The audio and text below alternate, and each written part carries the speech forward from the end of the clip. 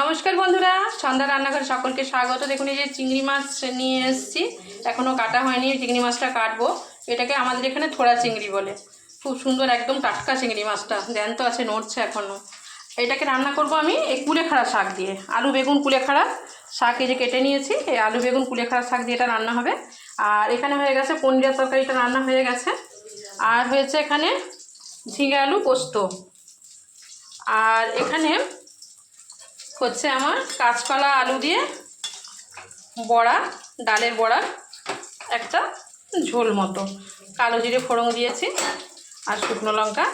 আর এখানে এই যে মাছটা ভাজা হচ্ছে, এটা পোনা মাছ আছে। এই পোনা মাছটা এই টক লেবু দিয়ে টক বানাবো। আর আছে এখানে পটল ভাজা আর বড়া ভাজা কয়েকটা রেখে দিয়েছি, ভাজাটা খেতেও বেশ ভালো লাগে। এই হচ্ছে আজকের মেনু। তো পার্সেল হবে এক জায়গায় খাবার, আজকে স্পেশাল জায়গাতে। সকলে ভালো থাকবেন, সুস্থ থাকবেন।